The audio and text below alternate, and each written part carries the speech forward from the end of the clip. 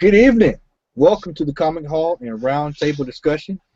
Matt Odom, Al Rainey, Xavier Randall. We're here, and we are back with our thoughts on Suicide Squad. So let's waste no time tonight, guys. Suicide Squad came out last week. Went and saw it. Saw it Friday night. The theater I went and saw that was pretty packed. Everyone cheered after it went off. My reaction was I liked it. I gave it, if I had to give it a score, I would probably give it, honestly, after having a week to let it sit in, I would honestly give it a 7 out of 10. There was a few spots that was where I felt it kind of slowed down at, and I talked about this with Xavier yesterday. There was just a part there right before they got ready to fight the final villain where it just kind of felt like it was dragging on, kind of like dragging a little bit to get to it. And other than that, man, I really thought it was pretty good. I really liked Harley Quinn. Will Smith really did an outstanding job, and you can see that he played a major role in the movie. Some of the highlights to me was we got a chance to see how Harley Quinn became Harley Quinn. Got a little bit of an origin in that. Jared Leto, I liked him as the Joker. I wasn't looking for him to be like Heath Ledger. I think when you watch the Joker, if you watch the Joker with the mindset of not looking for Jack Nicholson or either Heath Ledger, then you'll be fine. I felt like they shorted him though. I felt like he could have been in a few more scenes, and I thought that you got a glimpse of him and Harley Quinn doing their thing, and I felt like they could have expanded on that. Maybe they might be saving that for a future movie or whatever. I feel like that they can take.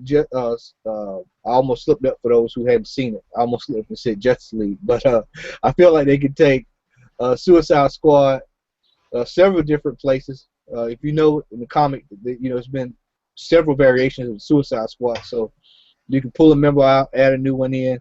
I think in the current, and correct me if I'm wrong, Xavier, I think in the current run of Suicide Squad, I believe Poison Ivy is in the Suicide Squad. Or she was either in this run or she was in the last run, but I believe she's in one of the two. But that's a good example of someone that you can pull in, pull out. So I think that they'll take this and that they'll learn from it, and I believe that they'll do well on the next Suicide Squad if they decide to move forward with that. Will Smith his role was pretty good. You got a chance to look back into the history of that. Good backstory. Everything. It was more of an origin movie more than it was a straightforward action flick, and it was pretty fun. If I'm gonna say so. I know the person that I took said that she enjoyed it, and I wasn't expecting her to enjoy it. I thought she was going to turn to me and say, "What the hell did you bring me to?" But she turned around, she liked it, and the next day she had a damn Harley Quinn T-shirt. So that kind of just tell you, I mean, Harley Quinn, man, that is DC's Deadpool. But I really thought it was good. I talked to Al on Saturday, and Al, I'll let you elaborate on that. I know that you told me that you enjoyed it. Well, yeah. Good evening, ladies and gentlemen. I'm glad that you have allowed us to come back into your presence this evening. You have to forgive the new Sabbath shadow back behind me, but I enjoyed it. I thought it was a very good movie. It was a fun, entertaining movie. I will say this, and kind of like I mentioned last week regarding the critics, I'm thinking there's either one or two things going on. Either, and I hate to say this, but the conspiracy theorist in me is gonna say it. Either Marvel is paying all these people to trash these movies, or the critics are already jaded and one-sided and they favor Marvel movies over DC movies. And that's not to say that every Marvel movie has received an incredible rating by critics collectively through Rotten Tomatoes. What I'm saying is that the last time I checked Rotten Tomatoes, the critics gave Suicide Squad 27%. by far, that movie was a lot better than what they led off to be. And personally, and it's not going to happen, I think those critics should be held accountable for that foolery and the ish that they tried to put off on people. But I thought it was a fun movie. I saw it Saturday morning, and surprisingly, my favorite out of the movie. I mean, Will Smith did a great job. Margot Robbie did a great job.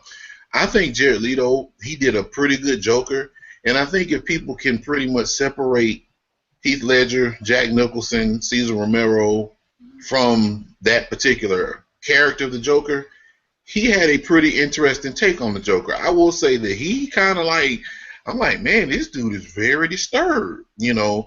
And I think the reason why they didn't put him in the movie that much is because he would have overpowered the movie based on his part in the story. Mm-hmm. I read an article where they were talking to Jared Leto, and he was saying that there was so much cut out of the movie of the Joker that they could have probably added maybe another 45 minutes to an hour of the movie, which we'll probably see in the director's cut.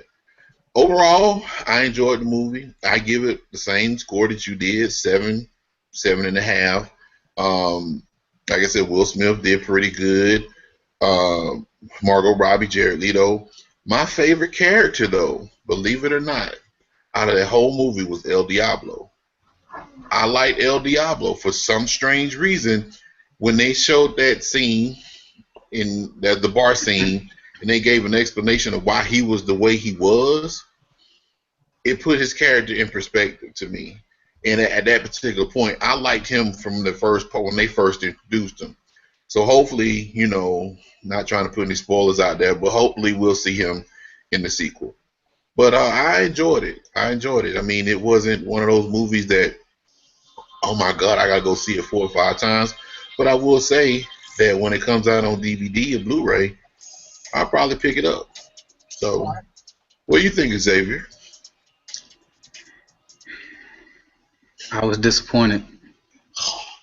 I was disappointed. Here's why.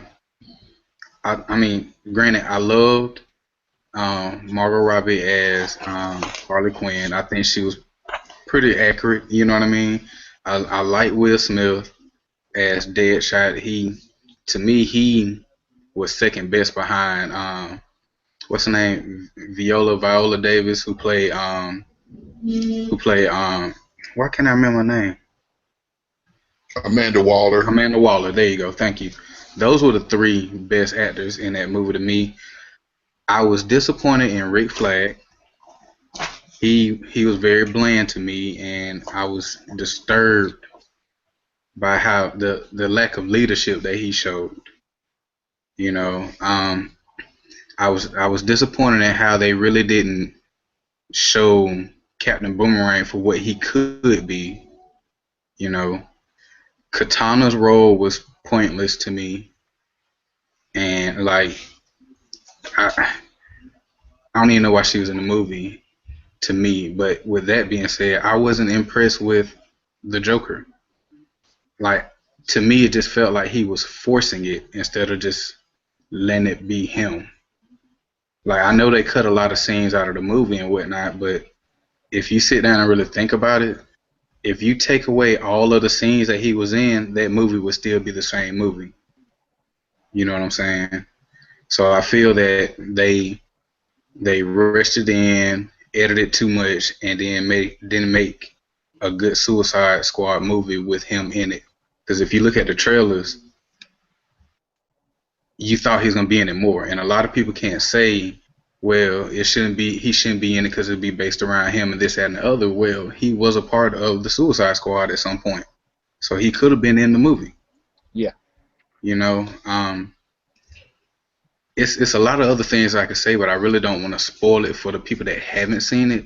But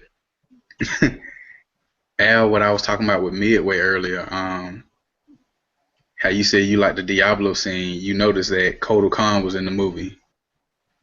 Yes. Yeah. You're right. You're absolutely right. That was It was Incubus. Yeah. Now, I want to say it, but I don't want to spoil it for anybody that hasn't seen it. But they messed up Enchantress. You know what I'm saying? If I tell how they messed it up, it'll be a spoiler for those that who have not seen the movie yet. Well, you can But tell us after the show. yeah, I'll tell you after the show. But Thank you. the movie was it was fun at times. Like the first act was great, then it died down the second act, and then by the time the third act got around, you were just like, "Come on, go ahead and end it," because it got to that part. It got to the point where you're like, it's dragging on now, and it wasn't that much action in it for my taste. Yeah. But Now, go ahead, go ahead. go ahead. I'm sorry. Go ahead, bro. I was gonna say Will Smith had the two best scenes in the entire movie to me. When they were recruiting him and the target practice scene, Mm-hmm. Yeah. that was perfect. And at the end, well, not at the end, but toward the beginning of the third act when he just took over, those were the best scenes to me. But I would, of course, I'm gonna buy it when it comes out on Blu-ray, but it's just one of those. I was disappointed. We'll I'm come back. We'll come Go back to ahead. you. What we do? We'll come back to you after and get for your uh, post extended cut review. So, Al, what were you gonna say earlier, brother? Well, you know what? And I will have to say that I agree with you looking from your vantage point, Xavier. And I appreciate your vantage point because you know more about that lore of DC than I do. I mean, I don't know too much about the Suicide Squad. I mean, you're a DC head, Batman, and everything, so you're pretty familiar with that, and I respect that. And I can see a lot of what you're saying. And I will say this: you were correct on Viola Davis. She played the bleep out of that particular role. Amanda Waller was like, you know, them thug life videos that they show on Facebook. She was every last one of them thug life videos, like Right. combined into one black woman. Like she was like especially the scene at the end, and I'm like, hold Yeah. up, is she Yeah. a metahuman? How did she get out of that? Like she did some David Copperfield stuff. I'm Right. like, oh, okay. But yeah, I can see where you're coming from. Rick Flag, I will say, he was underwhelming, and I think the problem is that you had a strong presence in Deadshot to his Rick Flag, and it's like Deadshot pretty much in whatever scene both of them were in, Deadshot took over Yeah. because I mean Will Smith put the charm on. He, you know, I mean he's a good actor. He put the stank on it. Right. So you know, and I guess too, the guy that played Rick Flag, he didn't seem like the real American hero. You know what I'm saying? Like I would have been. No, I ain't gonna say Channing Tatum. But anyway, It was y'all get what I'm supposed to be saying. Tom Hardy at first, but he backed Oh, out. really? Yeah. Wow. He had to back out because he was filming the Revenant with Leonardo DiCaprio. I think it would have been better with him. Tom Hardy's a good actor, especially with his I like his bang. But anyway, Yeah. I could job with that. I mean, at the end of the day, when I left, I wasn't disappointed in the fact that I think I was more entertained over the fact that the critics' opinion was doo doo because the movie it was okay. I mean, it was a decent movie, but Right. compared to Civil War, even Batman versus Superman, it was a slightly better movie. But yeah, I can kudos, man. All right, well, fella. So yesterday, man, we got a chance to get a look at the new Luke Cage trailer, man. Let me tell you something, man. I just have to lean back, man. I am so amped up for this Luke Cage, man. I'm telling you, man, that thing looks so good. That show, and it's coming out next month, the 30th September, man. What a hell of a birthday present for me, man. I mean, I was just, it's shot good. I got Misty Knight is in there, Cottonmouth is in there. This is going to be, I think, a hit from day one. I mean, this looks like a grade A show, you know, and it kind of goes back to what we talked about yesterday, Xavier. Marvel had to, you know, we were talking about this walking in the store. You know, everybody's walking around. This goes back to what you said too, Al, a couple of minutes ago. A lot of people on the Marvel side are going around, oh, you know, DC's garbage, this, that, and another. Let's not forget, man, Marvel put out some shit shows. Mm-hmm. They put out some crap. Excuse me, some crap early on. And for those, and I'm going to kind of give away a hint tonight, for those who don't realize that Blade was actually the first good Marvel movie that Marvel put out. You know, Spider-Man was all right. The first one was good. After that, it was, you know, the second one it was pretty good. The third one, you know, we're not even gonna get to the third and, you know, all that. But Marvel has had their fair share of busts. Look no further than Daredevil the movie and Elektra in the first Incredible Hulk. You know, so let's not act like Marvel has been putting out top grade movies. And let me remind everybody, let's not forget about Christopher Nolan's Batman. That's the gold standard for me as far as comic movies. All three Batmans were world class. Didn't one of them win an award? Win an Oscar? I think it was the second one. But he led The Dark Knight. Yeah. So don't tell me, and I watch. I can watch that backwards and forth anytime during the day. So don't tell me that, oh man, Marvel is, you know, oh they're just kicking, you know, just doing all this stuff. Right now they're doing a really good job of it. But don't think that DC can't go back and reload, because the Flash is doing pretty damn good for last time I checked. So, you know, I think a lot of it is just down to selecting the proper director and proper screenwriting. So, but back to Luke Cage, man, I really think that's just going to be a really good show, and there's so many avenues that they can take that. You know, Iron Fist is coming out, the Defenders. All of that ties in. We were in a store. We was in the store in Comics Plus yesterday talking to Luke, who might be watching, and I told him, I said, he asked me about a Luke Cage, and I told him, I said, well, man, get your Luke Cage, your Shang-Chi, and Iron Fist, because they all roll together. You know, so it's like, you know, it's so many avenues that they can take that show, man. I'm excited. I am extremely excited. That Luke Cage trailer, I think I watched it about 5 times. You know, just so I could soak it all in, man. So, Al, did you get a chance to watch the trailer, brother? Is fat meat greasy? Yes, it is. And what did you I think, watched it about 3 times myself, man. The exciting thing, and what you just said, man, you hit the nail on the head. I consider myself to be a pro Marvel guy, even though now I'm getting into DC. I'm, you know, have been into DC, but mainly Marvel. Marvel, like you said, they've had their share of hits and misses. Right now, they're striking gold with the Netflix deal.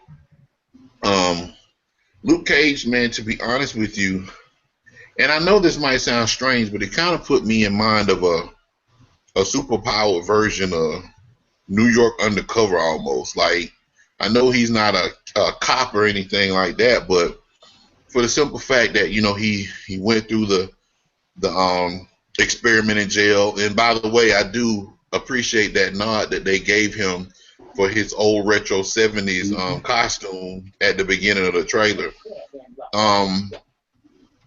I appreciate the fact that that particular show seems to be, it's going to be grounded in realism, but at the same time, of course, Luke Cage's bulletproof skin. One thing I do like the fact that they have Rosario Dawson. She's crossing over into all the shows, and apparently she's going to be the tie that actually brings all of them together to form the Defenders, I guess. I don't know. But I'm excited about it. It looks very promising for Marvel right now as far as the Netflix thing. The only thing I hate about the whole Netflix deals is the fact that they drop all the seasons, all the episodes for a season at one time. So the binge watching me is going to sit there, and I'm going to try to watch 13 episodes in one day. I'll probably get done in 2 or 3 days. But then again, I might pace myself and watch one a week. But I'm really fooling myself. But I think it's going to be a good show, man. I think it's going to be a really good show. And I'm really not only looking forward to the show, but it still opens up the avenue for other characters, for them, not only like Shang-Chi and Iron Fist, for other smaller, lesser known Marvel characters, like Tombstone, for example, to be introduced.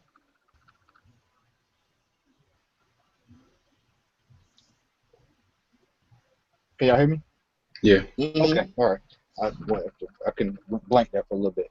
Xavier, did you got a chance to check it out, brother? Yeah, I checked it out. I liked it. I'm excited. I think that it can actually be better than Daredevil season 1 because they've had so much time to like Daredevil 1. It just blew our minds, and they've had these different. They had season 2. They had Jessica Jones. Now they're doing this, so they had time to develop. And every season that they bring out is just gonna get better and better and better, almost like what the Flash is doing. Yeah. So I'm very excited for it. I like how it's going to be. It looks like it's going to be very grimy, and that's what we need with Luke Cage. Yeah, you know what it reminds me of, and I told it might have been Antonio. It looks like The Wire. I thought about that too. It does look like The Wire. Yeah, it looks like The Wire. I mean, they shot it. It looks just like The Wire. It's gritty. It has that feel of, it's like you actually feel like the desperation of the people that's in Harlem. And I think, that they played on that, man, and they did such a good, it's like you're cheering for this guy to like lead. Let somebody being black, man. I'm just gonna just throw it on out there, being black, man. Watching, people say, hey, man, lead us out the hood, lead us out the hood. You're the savior. Get this crime, this, that, and other. And you got a guy that everybody's leaning on. It's like you're cheering for the guy, And back to what you said earlier, Al, about the suit, man. I didn't catch the suit till I saw it the third time and realized that was the actual old school suit. Now whether or not they have him in that the whole episode, whole show or not, but I just thought it was really good that they actually gave you a little backstory on that. So I'm excited, man. I'm excited for that, and I'm looking forward to it. Now, as far as other shows, man. And this came down late last night. I was actually up late last night. I was eBaying. I was just cruising. I wasn't buying. I was cruising last night. And I saw that in one of my groups that I'm in, my boys over at the CBSI, Comic Book Speculation and Investing, they dropped the nugget that Archie Riverdale just got picked up to be on, I think, FX. So that's something that if you're looking at investing in, and you can probably still find Archie Riverdale Hop at a pretty good, decent price. That's something that you definitely want to go snag. Good luck on getting anything Betty and Veronica back in the day, because that ain't happening. Those are like astronaut. I didn't realize how popular Betty and Veronica was in the comic world. So that's definitely something that you want to look at. And another show, I'll talk about it in my haul. Got greenlit as well, and I'll save that for the haul. But it's pretty much about it on the television side of things. I think that we've kind of at a point, man, where it's just really good to see that studios are taking advantage of the technology and taking advantage of everything that's offered.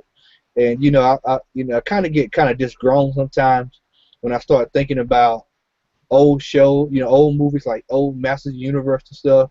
And you see how shit it was back then, and you just like, man, you hope that that someone take, if you do it, please do it right, please, for the love of God, if you're gonna do it right, do it a little justice. So, speaking of shows, this was a tough list to compile. And I'm going to go ahead and throw this out there now, man. Please don't hold it, charge it to my heart if I miss anything on this list. Because when it comes to cartoon, go ahead, Al. No, I'm going to let you finish, but I sound like Kanye West in, my bad. I was going to say, just for everybody watching, when you listen to our list, if you hear something or you didn't hear anything, just post in the Gaming Buddies or under the Comic Hall and just post your top 10 or 15, and we can have a discussion there. Go ahead, man. I'm sorry. That's okay. Or if you're watching on YouTube, drop it down in the comment section. Right. Because everybody the best thing about pop culture is that it spreads throughout generations. So You might have somebody that was watching on Dennis the Menace, which I like Dennis the Menace too. So I don't, Dennis the Menace, Heathcliff, all that kind of good stuff. Little Lulu, all that stuff from back in the day. All the way up to now. Cat Dog. Y'all remember Cat Dog? Oh, that was a terrible cartoon, man. Cat Dog. Garbage. My honorable mention, and I guess I'll go ahead and fire it up since we going towards that way. My honorable mention would be Courage the Cowardly Dog. That's a damn hilarious show. That show kids should not be watching. Eustace Bag. The Cowardly Dog. That was a dark show. Hey man, that is you're right. Kids should watch that because Eustace, for one, I'm surprised Peter went all over that cartoon because Eustace treated Courage like crap. Yeah, I mean every episode. Oh yeah. Man, he was rough. Man. He was rough. So let's roll in. At number 15 on my list, I have got one of my personal favorites. I've got the box set. I've got all of the box sets sitting right there in my drawer, and that is the Flintstones. Ooh. Yep, I'm a diehard Flintstones fan, and I wanted to put them up a little higher, but it was just too hard to try to stick them up there, man. Number 14 is an old favorite, Danger Mouse. I forgot about Danger Mouse. No, because it's on my list. It's on there. Okay, all right. Danger Mouse. And number 13 he came on right behind him. If you followed the block back in the day, he came on right behind him. Count Duckula. Number 12, DuckTales. Number 11, and I'm probably gonna get slammed. Somebody's gonna raise hell when I say this. And then when you look at the list, man, it's just so damn hard to put everybody where they need to be laid out at. And number 11 is Dragon Ball Z for me. And the reason it's down there, you'll see as we go up the list. It's really hard. Number 10 is the Spider-Man, the animated series. That was a good cartoon, man. Let me tell y'all that I did not really get into that until later on when the show hit Netflix, because I was not able to watch all of the episodes. So I kind of got into that late, but I like the way that's how I really kind of got introduced to a lot of the characters that were in the Spider-Man universe, was through the cartoon, because there was so many of them on there. Yeah, you got something? You're looking like you want to say something. No, I'm just listening, brother. I'm good. All right. Number 9 is going to be X-Men, the animated series. X-Men was, that's the gold standard. That's one of the gold standards for comic book cartoons. And I don't know why Bryan Singer didn't just go grab the script from every episode of that and do a movie. I mean, it's laid out right there in front of you. He's stupid. Yeah. Fox is too. Number 8 is another one of my favorites, and that is Garfield and Friends. And at the time, I believe Garfield and Friends was I know it's not now, but I believe back in the 90s it was one of the longest ran cartoons on CBS, if I'm not mistaken. It was really long run. It was really good too. Number 7, Batman, the animated series. Number 6, and you know why this is up there, Ninja Turtles. Number 5, Thundercats. Good God. Number 4, Voltron. Oh, I forgot about God, dog. Yep. Number 3, G.I. Joe. Number 2, and this was hard, man. When I say this was hard, I really swapped this around about 2 times before I put it up there. But number 2 is Transformers. And number 1 would be He-Man, Masters of the Universe. And if you notice, I couldn't even fit Silverhawks on the list because it was only 15. You so tied him. Yeah.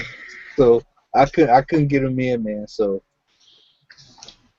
all right, Xavier, we're gonna let you start with your list. All right. I mean, you named quite a few of mine, just in other orders. I'm gonna start with. I don't mean to cut you off. I'm feeling like Vincent last week, man. I ain't gonna have nothing to talk about. You might be mad with someone that I named too. Okay, we'll Um, see. Number 15, I'm gonna start off with Justice League. Not Justice League Unlimited, but Justice League. Number 14, Smurfs. For some reason, that's my top list. I love Smurfs. You know what? I can see why you like Smurfs, man, because I like Gargamel. That Joker, man, he's a real G. That dude was a beast. He might Yeah, as well have been boy. Eustace. But you know what, though? One thing about Gargamel, man, that Joker did not catch Smurf the first, except on that robot chicken skit. But Right, right. The only time. only time, and then he threw him away. Yeah, yeah. Number 13, Captain N. Jesus Yeah, Christ. The yeah, games we got. yeah. I had to be home to watch that. Simon Belmont. Kid Icarus. Right. Good Lord. Number 12, Captain Planet. I was a Planeteer. I thought I was Wheeler for the longest. Oh, I couldn't stand Captain Planet. Man, I loved it. I loved it just You know what? Go ahead. I'm sorry. No, go ahead, brother. Captain Planet, man. That was a ripoff. That was a poor man's version of the Power Rangers, basically. Cause stand Captain Planet. Oh, hey, I love that movie. I mean, that show. Jesus My own gift. brother. It's my guilty pleasure. Sorry. You know what? I ain't mad at you, man. Them was your eyes. All right, number 11, Teenage Mutant Ninja Turtles. Number 10, He-Man's and the Master of the Universe. Number 9, Spider-Man animated series. Number 8, I don't know if y'all remember this, but Bionic 6. Yeah. Yeah, Ooh. I yeah. haven't had that on my list. Number 7, Mask. I know you remember that, Al. Sure, chill. Yeah, man, I still got my first action figure from when I was little with that. What is Ace McCloud, Doc Yeah. Terror, and somebody else? Dude, I can't remember all of the names. There was so many of them. But I yeah. remember a couple of them. Number 6, Silverhawks. Number 5, Batman animated series. Number 4 was Thundercats. Number 3 was Transformers. This was hard for me. Number 2, Spawn, the HBO series, the Man, I forgot about cartoon. Spawn, man. That was a dark show, boy. Yeah, it It was. was. I don't know how my aunt let me watch that show, especially back then. But if they would have actually finished that run the way they're supposed to, that could have been one of the greatest shows ever made. Cause Todd McFarlane did it. You know, he didn't let nobody else step in. And number 1 was X-Men. I gotta go with X-Men, man. The real X-Men at that. But that's my 15 right there, fellas. Brother Al? All right. Y'all touched on several of mine that I have on my list. But I'm gonna start with number 15. Y'all gonna trip out. Y'all gonna be like, this is impossible with the type of person that you are, Al, because we know you. But I'm gonna say it anyway. My number 15 is X-Men the animated series. And the reason why is because I love the show, but I couldn't get over the fact that whenever Wolverine didn't wear his gloves, they showed them houses on his hands. I couldn't get over that, man. I don't know why. That they built in his gloves. They're not in his hands. So, but I mean, I love the show. Every time I hear that theme music, I feel like I could turn over a bread truck. I'm watching it right now.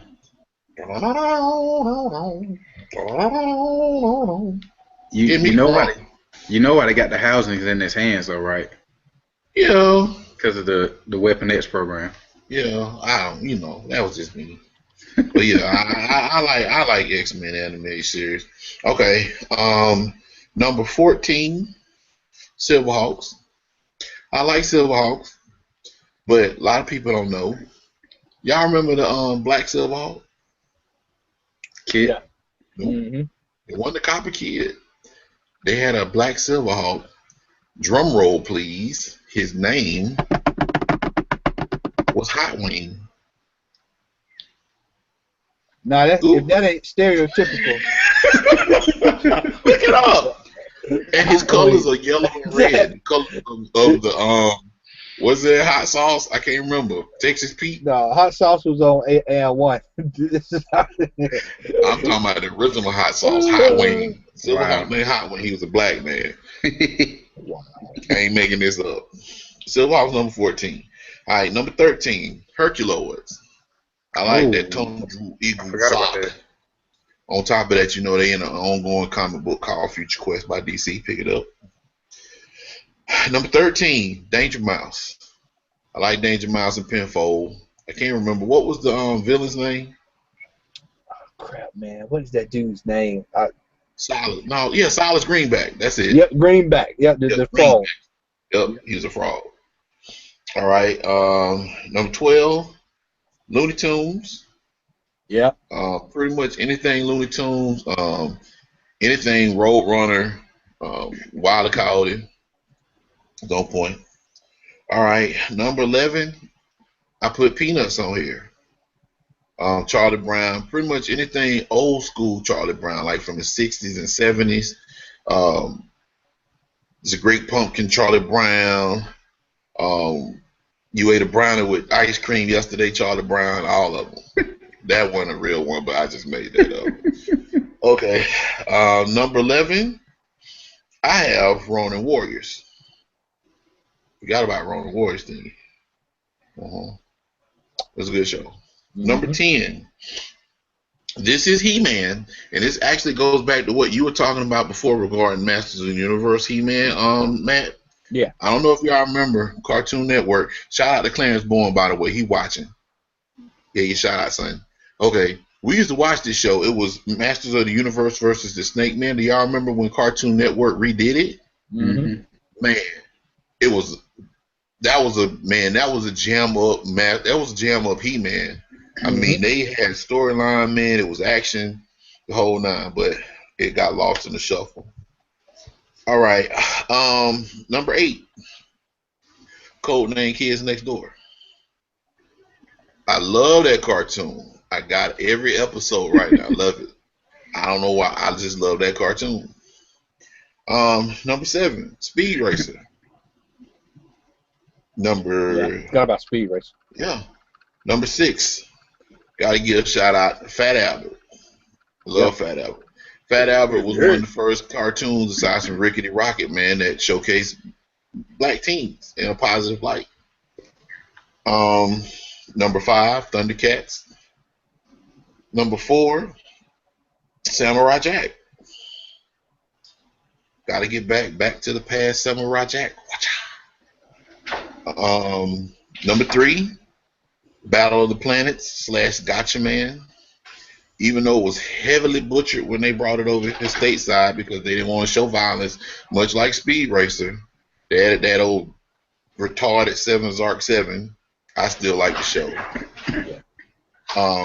No offense to anybody. I didn't mean to say retarded. I'm sorry. Number 2, Justice League Unlimited. Justice League Unlimited was leaps and bounds ahead of Justice League. And I think a lot of it had to do with Dwayne McDuffie, the creator of Static Shock. You know, I think he wrote 2/3 of the Justice League episodes. Excellent. Love Justice League Unlimited. Number 1, got to be Generation 1 Transformers. Yeah, can't beat that, man. Just the whole thing. One of my favorite episodes was when Starscream created Bruticus. Yeah. And they went to Cybertron, and I think it was Shockwave asked them who they are, and Swindle said, "We are the Combaticons," and then they transformed, and then he said, "But I am also known as Bruticus." Man, but that's my top 15, y'all. Hey, speaking of Transformers, man, did either one of y'all get a chance to see the trailer for the Blu-ray movie, the remake? Oh yeah. That looks solid, I didn't. Oh man, yes! You got to go check it out, man. It looks really good. When is that dropping? It's the same day as Civil War. Give me a second, I'll find out. Yeah, while he does that, man, It looked really good. And it's going to be on Blu-ray. I'm not sure if it's going to be in 4K.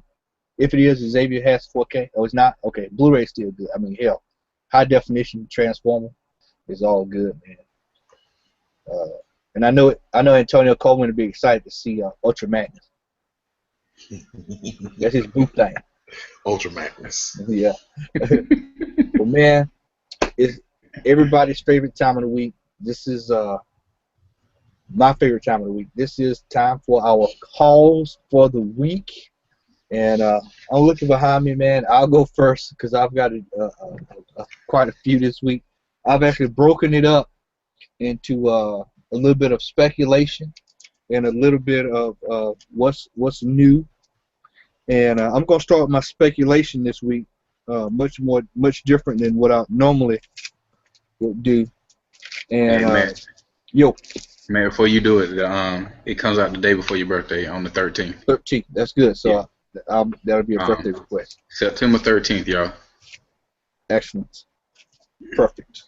All right. So number one this week, up on my list is a new comic from Aftershock. Got this one. We were down at Heroes and Villains. Me and Weldon were down at Heroes and Villains in Warner Robins. Shout out to my people down there. 50% off sale on back issues. And when it picked up, I was looking at the news rack and got this beauty here. It's called Animosity. And it's basically about the animals starting to take over, talking to the humans. Really good read, man. You should check this out. I actually read this standing in the store while I was waiting on Weldon, so I decided to pick it up. Got home to only find out that only a handful of these were made. And this is going upwards in some spots on eBay for around $40. And the second issue is already sold out before it even hits the stand. That's crazy. And they're already working on the second printing for it. And it's called Animosity? Animosity. Let me put it back up for you. Okay, I'll go by Bungie and see if they got it. Yeah. Okay. Yeah, check that out if you can find it. Next up is a show I found out last night from my buddies over in the speculation group that this actually got greenlit to be a TV series. And this is another excellent comic that I've had a chance to sit down and read. And this is Kill or Be Killed. When I saw the cover, man, I was just like, that's a pretty badass cover. And I wanted to see what was going on there. Basically, I'm not going to give too much away, but basically the gentleman on the cover, man, is working for somebody, and he's being forced to kill. But if he doesn't kill, then they're going to kill him. So it's a really good read, man. Pretty graphic, too, man. There's a shotgun scene in there that's pretty damn bad. And this was greenlit. I don't know who picked it up, but it was in the group yesterday. It has officially been picked up to be a TV show. So I think that'll be pretty good to have a TV show that can kind of run with the comic. That kind of won't be too far behind, so you won't have a whole lot of jerking around or whatever. So next up is Super Zero. You got this one. Hadn't had a chance to sit down and read this, but this was another one of those gems that I snuck up on, and didn't realize that this was a variant cover, and I got this for 99 cents. And on eBay, I saw this going for $25 already. Where do you get that from? From Comics Plus? Heroes. Oh. Yeah. So keep a lookout. Keep a lookout. But what I'm doing now, and I'll let you in on what I'm doing, is basically if I'm looking for like comics that are from small publishers that look pretty interesting. Because what I found out is that with smaller companies, they only release only a few of them. So if it's a really good comic, there's a good chance that it's probably going to sell out and it's going to create demand. So I hadn't had a chance to really sit down and read this one. It's been a pretty busy week this week, but this is one. I've got this one and another one that I'm going to actually sit down and read. And following behind that is Captain Kidd. I got this because of the cover. Looked pretty intriguing. Read a little bit of it in the store. It's a pretty good read. Decent. Not off the wall, but did not realize that this was a variant. So I was kind of like, damn, man, I struck gold. Got this one for about 99 cents at Heroes and Villains as well. So you might be able to see this one up there at Bungie's or either the Variant Master up there where you at now. I know Comics Plus didn't have this, so I was looking around today to see if they had any extra copies, but they didn't have that. All right. Next up is another spec pick, but I got this one because I didn't realize that a movie was coming out, and I got it because I was trying to just kind of round out my stash. And this is a Ghost in the Shell. Didn't realize that they were doing a movie, and I think somebody said Jessica Alba's gonna be in it or something like that. Scarlett Johansson. Scarlett Johansson, yeah. So I said, okay, well, this is pretty damn neat, good timing. So got this bad boy, and if I had to grade this, man, this is I would almost say it has to be about at least an 8. I mean, it's still white pages and everything, so it still looks pretty good. So I'm gonna probably send this one off to get CGC. Next up, Inhumans 12, the variant. I mean, just look at the cover. It's a beautiful cover. Got this bad boy. Took them long enough to send it. This actually came out a month after the comic was supposed to come out. I mean, I think what they're doing with these Inhumans, the 12 and 13, well, 11 through 13 is I think the demand is just so high on them that they got to make sure they get enough to go to the printers. So if you can snag this, man, go ahead and snag it. I didn't see it in Comics Plus today. Did you see this today, Xavier? Yeah, I didn't see it when I went in later this evening. So I midtown this one. All right, second up is the I've got the second print of the Mosaic issue, and I kind of was looking at trying to figure out what was the big changes, and I was in my spec group last night, and I brought it up. I said, well, can anybody go check to see if the first issue had this here in the bottom? And they said, no, it didn't. And basically it's saying featuring the first appearance of Mosaic. The second thing is that the art is a lot larger. You get almost a full-size page on the front, whereas on the second one, it was a little smaller. Inhumans is in blue, and I think that's pretty much about it as far as the major change on the cover. But this one is selling pretty well from what I hear as well. So that's in the stash. And then today I was in Comics Plus and picked this up. All New Avengers. I got this one just because you can start connecting the covers. And so I thought that was pretty cool. And I got a hunch. I hadn't looked yet, so I hadn't had a chance to open up and read it. But I believe this is, I think we're getting close to the Riri Williams. So you kind of want to keep an eye out for that. In Comics Plus, picked up this variant, which I don't know how they didn't price this one $35 like they price everything else. But I got the all new X-Men Black Panther variant. I just like the African feel to the cover. What's wrong with his head? No clue. It was bumped up to $10 at 7 o'clock. See, well, there you go. Highway robbery. They only had one left. I got this one for regular cost. So yeah, they had some more when I went in there. Next up, Walking Dead 157. This is gonna be a major story arc. If you see this anywhere, you need to grab it. You know that's a variant cover? Yep, It is the variant cover. You need to grab the variant covers. They're all going to connect. And at the end, the last one is going to be Negan. And there's supposed to be a couple of major players die in this series. They've already started with 156. So it's supposed to be, this is another one of those Negan runs where he goes on a killing spree. So definitely want to snag this while you can. Keeping up, we're going to roll over to I've got my Rebirth, and no shortage of Harley Quinn and Suicide Squad.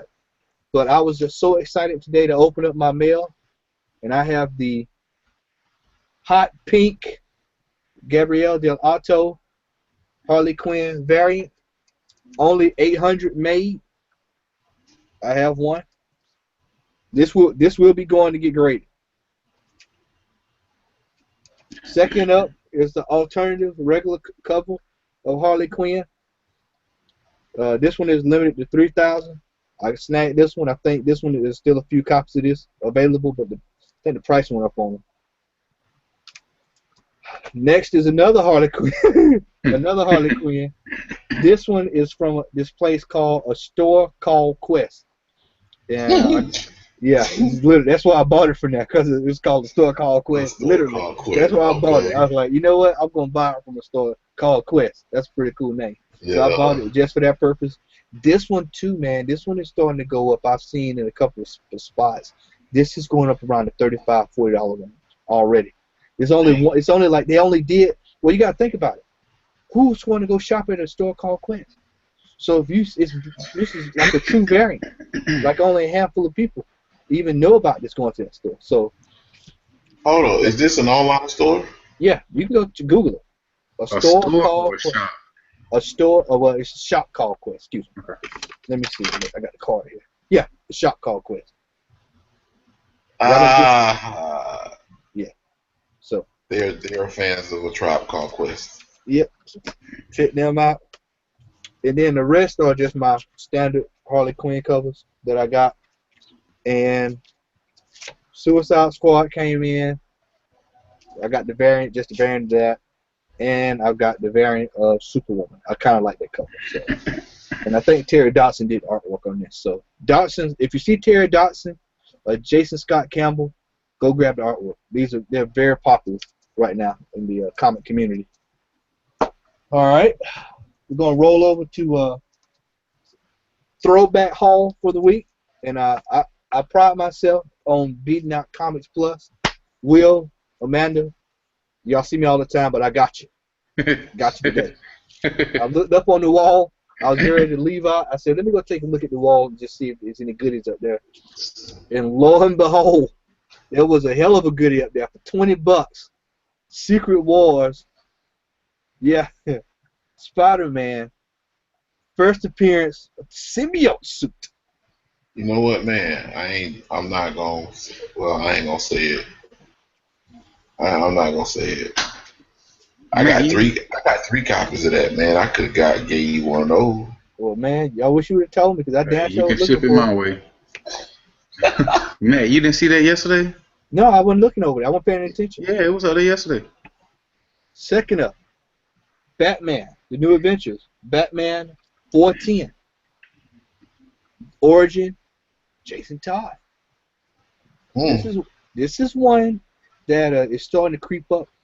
I think it's dealing with the I guess people are starting to look at the graphic novels, and I guess people will figure, well, at some point they'll do a death in the family.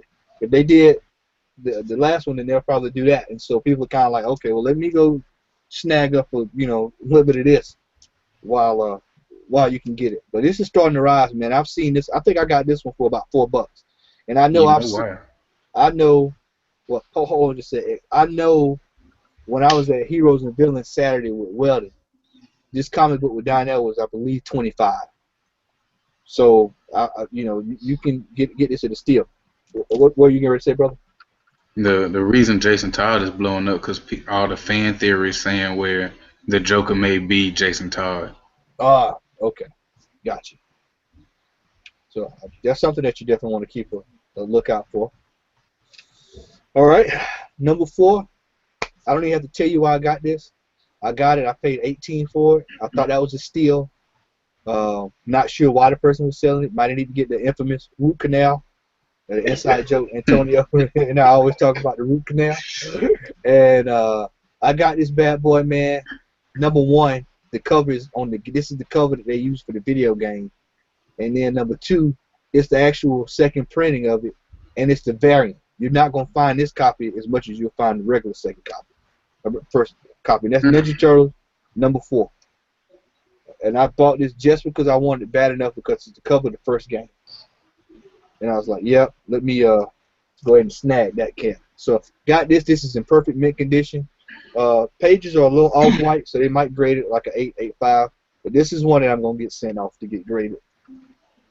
Next up is a couple of things I got from down at Heroes and Villains. And I got the Spider-Man 227. I got this one because Black Cat is in there. And I heard recently that the number 1 most attractive the sexiest comic book female character right now is now Black Cat.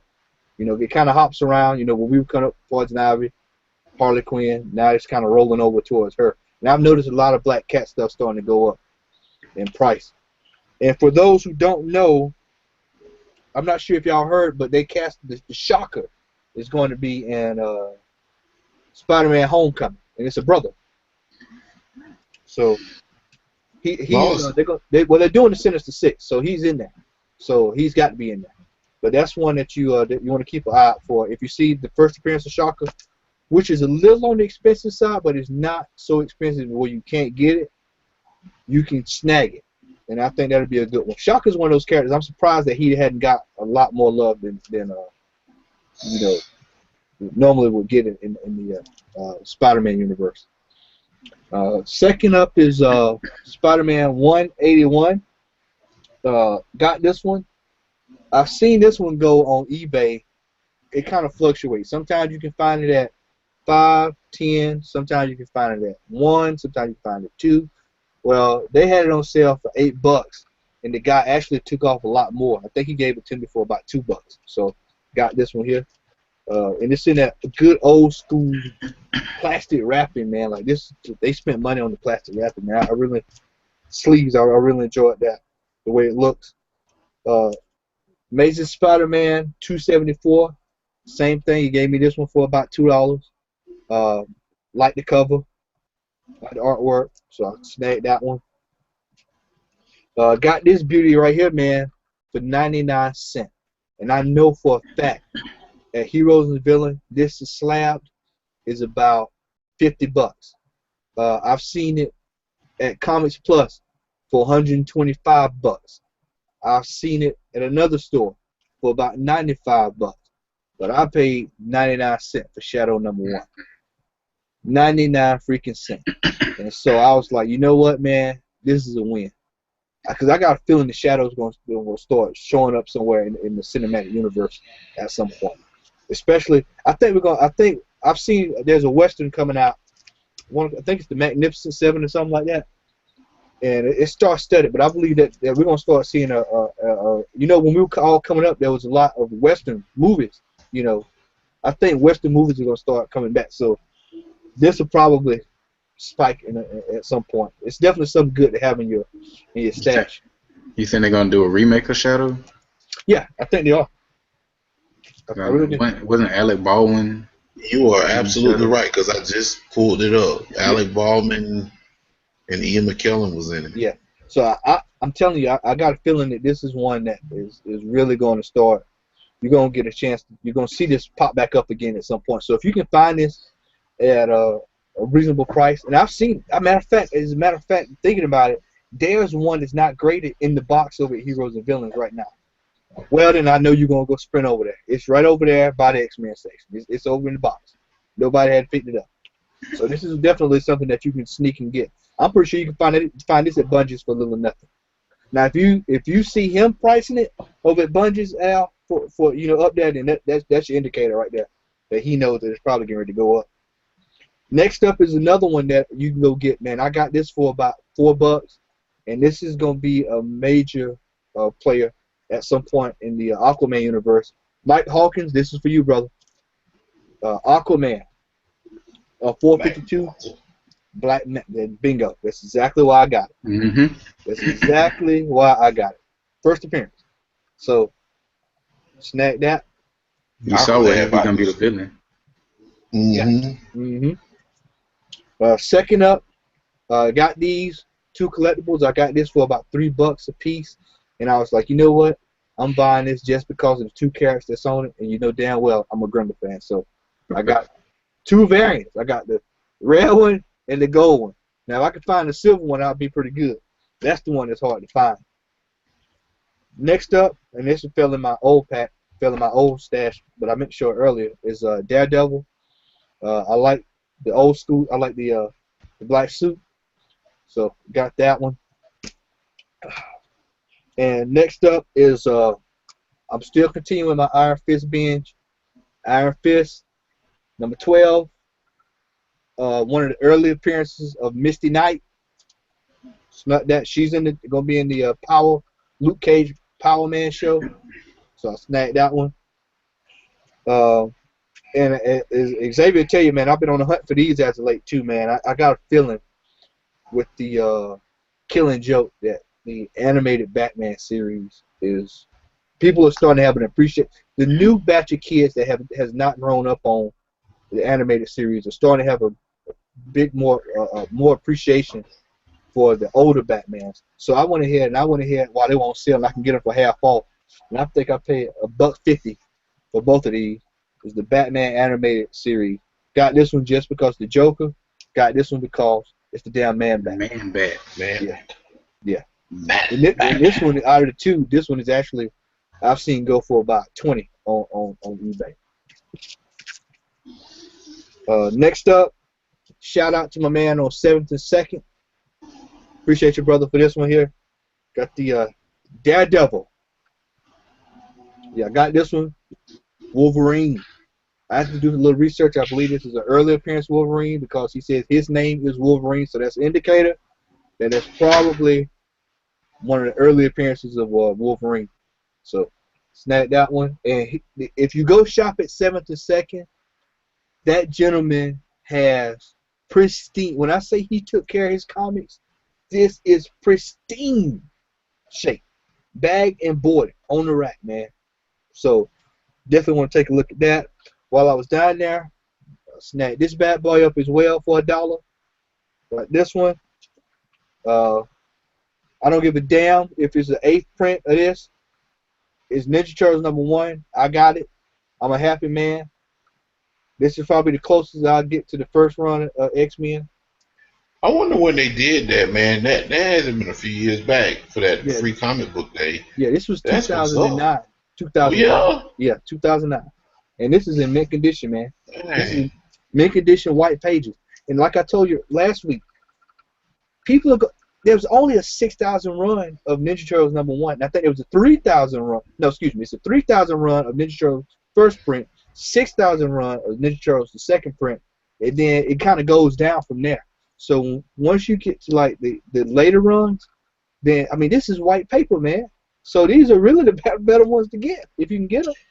In addition to that, man, because of the novelty that it was a free comic book day comic. Yeah. I mean that adds a bit of mystique to it in itself. I checked the Overwatch, not Overwatch. Lord have mercy, that game is stuck in my head. Overstreet, the Overstreet price guide, man. Yeah, and I've seen this. It's about $20. Just a simple little baby book. So next up is one I was actually getting ready to leave 7th on 2nd, man, and I just asked the guy, can I look over in that stack? And he said, yeah. So I just happened to look up, man, and it's #1 League of Extraordinary Gentlemen.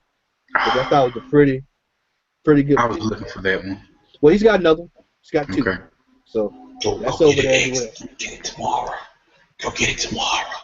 Next up, in the dollar box, Beavis and Butthead #1. I'd always been wanting to get Beavis and Butthead #1, so I finally got it. So I've got 1, 2, 3, 4, 5, 6, and 7 for Beavis and Butthead. What's that Butthead? Web of Spider-Man #1. I've actually got another one of these, but this was $1, so I picked up 2. So I'm gonna send this one off to the CGC, man. Get this one slammed. Also in the dollar box over there, Daredevil $2.98. Got this. I looked down in the corner. Special guest appearance. Nick Fury, Shield. Hey, Nick Fury is getting ready to take off, man. And I'm gonna try to get this signed at Comic-Con because Steranko is going to be there. So I'm gonna try to get him to sign. This is the guy that used to do all the Nick Fury comics. So I'm gonna try to get him to sign this and slap it. Especially while he's a 70. I think he's 72 if I'm not mistaken. Also in the dollar bin, I picked up Gru, the Wanderer, and I'm actually gonna go over to Comics Plus and get #1 because I think they had #1 for little or nothing over there. So I've got a feeling Gru is gonna kind of get back in popularity. They actually relaunched this on the I think IDW side if I'm not mistaken. I was with Xavier yesterday and got this bad boy, Popeye. I bought it for the Superman swipe. the Action Comic swipe. So got that one. We got some background noise there. Oh, that's look, There you Larry go. is in. There you go. Welcome. Got that. Oh, it's an operation. Do I do my eyes deceive me? It's Larry. Got some background noise. Crocker. Welcome. It's Larry. There you go. Check your volume, Larry. Welcome. Turn your volume down. Oh, it's an operation. Do I do my eyes deceive me? It's Larry. Behind us. Welcome. It's Larry. Check your volume. Hey, turn your volume down for me, Larry. You gotta let go. There we go. All right. So, what we got here is cable number 1. I was with Xavier yesterday. Got this bad boy. I picked this up because I was trying to figure out which one did I want to get. Did I want to get the actual number 1, or do I want to get the mini-series? Well, I think the mini-series is the one that is the actual one that you want to get. Now, if you can afford New Mutants 87, then go for it. I just spent big time money, and I'm going to get to that at the end. I got 2 comics this week that I broke the bank on, and I'm not trying to go get New Mutants 87. So y'all can have it. If you want it, go get it. I'm not trying to get it. If I find it at a low price, I'll snag it. But Xavier, I want to tell you thank you, man, because if it weren't for you, I wouldn't have been looking around and caught Fantastic Four, the Marvel Milestones, number 1. I got that. And I got Alpha Flight, number 1. I got that. Al, I think Alpha Flight is something that we might have a look at later on down the line. I just feel like this is something that we'll probably get a look at in the Marvel universe. Let me tell you something, man. Alpha Flight is one of the titles that I collect, and I'm about maybe 10 issues short of having the full first run. I firmly believe, man, at some point in time in the Marvel Cinematic Universe, we're going to see Alpha Flight. Alpha Flight really has no ties to the X-Men per se, except for when they were after Wolverine. But they could easily bypass that whole shtick.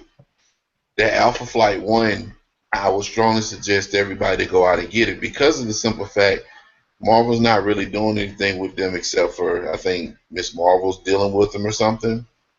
But you could probably find Alpha Flight 1 on eBay for probably about $10. I got 2 copies, and the second copy that I bought, I got off of eBay about maybe 2 years ago for $8. So I think I'm with you on that, man. I've been a firm believer that eventually they're going to pull a rabbit out their hat and they're going to introduce Alpha Flight in the Marvel Cinematic Universe. It might be Phase 4, but I think they're going to bring them on the scene. Yeah, man, I think Larry's going to come back. I think we hit a There little. he is. Oh, he's back. Okay, good. I wanted to make sure he was back in there. No, his volume. He had his volume up there. That's all good, man. I really think that what you can do now, man, as far as speculation goes, go grab groups, West Coast Avengers, things of that magnitude that haven't been touched yet. Because at some point they're going. When you see Cloak and Dagger getting TV shows, then you know that Marvel's starting to kind of start give everybody else a little shine. I wouldn't be surprised, and we were discussing this in the group last night with this new Spider-Man, that they're gonna probably start going. What's that story? And one of y'all can tell with the Ultimate, where they had all of the Spider-Man, different variations of them. The Spider-Verse. Yeah, they're getting ready to start Spider-Verse in a little bit. So, go grab those, Spider-Gwen, all that good stuff. Still, go grab them, because at some point they're gonna start digging in those crates. Now, speaking of digging in the crates, I spent some loot this week, man. I'm not gonna shortchange it. And we're gonna start out with this cat here. I paid $50. 9.4 Civil War, number 5 variant. I think it's a 1 of 100. So 9.4 rated. Happy man. Next up, got this one. I didn't pay as much for this one. I got this one for about 22 on a late night bid. Captain Marvel, #1, 9.4. eBay slab special. I call this when I get them for under 25. I call it slab special. So I got that one. And one, and I know Antonio is gonna inbox me or either text me when he sees this. But I have been looking. This is when you look at, Al talks about his X-Men, giant X-Men, and how that's his holy grail. But when I said I was going to buy this because I know the significance of this, #1, she's all over the Marvel Universe. They just hadn't, it broke it down. And #2, they're saying that she's going to probably be in Doctor Strange. Or at some point, there's going to be a tie-in with her and Doctor Strange. #3, there was a print run of only 4,000 of these. And #4, I saw it graded. I was like, damn it, I'm buying this. And that is Night Nurse. Linda Carter, #1. I paid $100. This is hard to find. This is one. If you're in the comic book, one of the comic book collecting groups with me, this is the one that was getting all the likes because people know how hard it is to find this.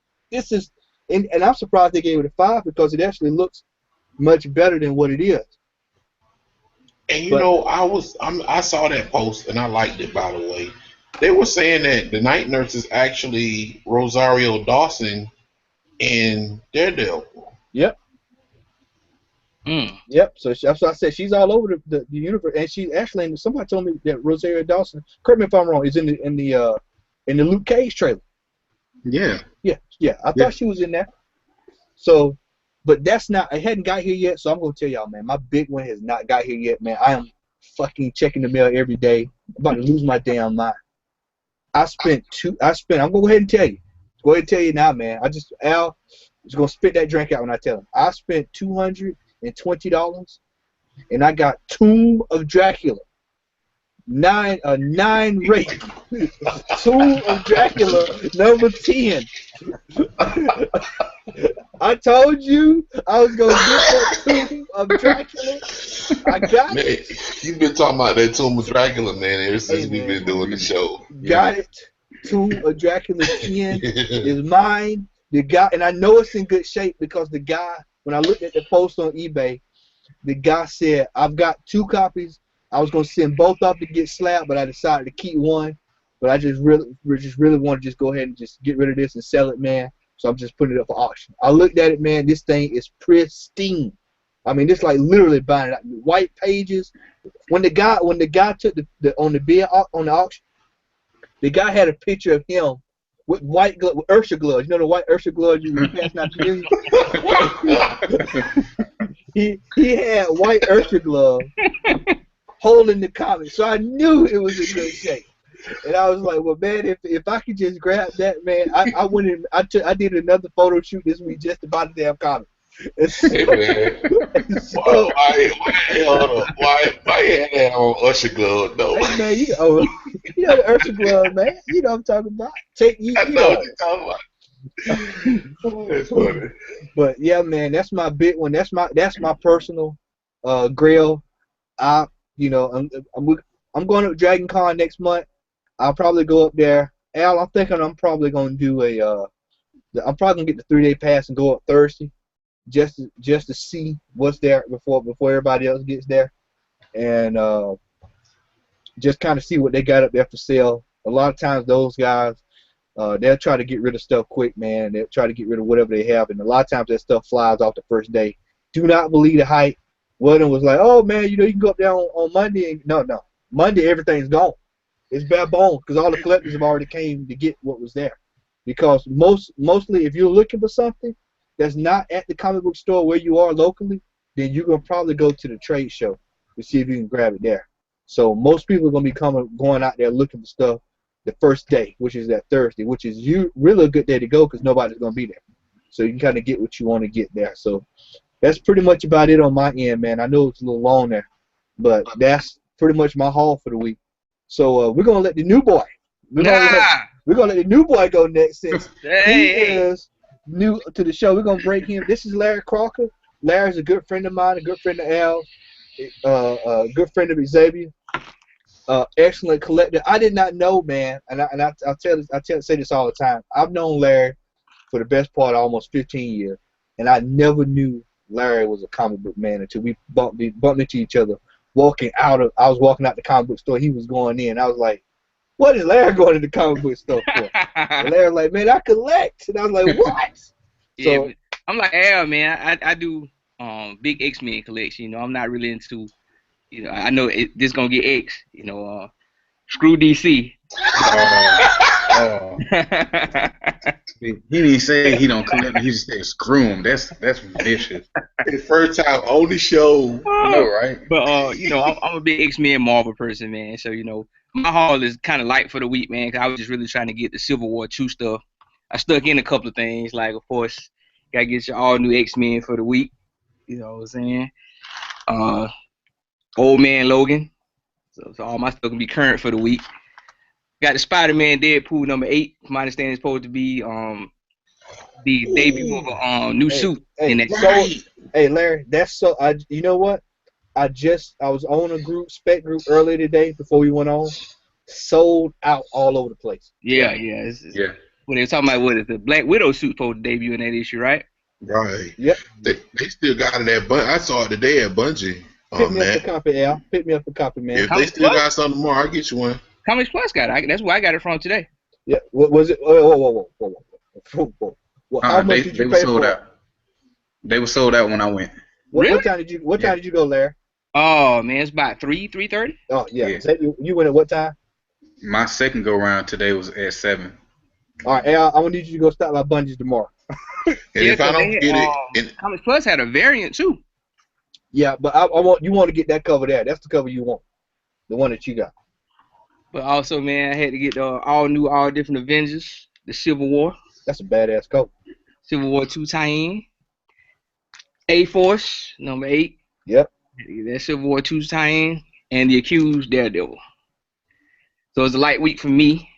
You know, just trying to get the Civil War 2 tie-in. So, but next week, you know, I gotta keep up with you, so I have something.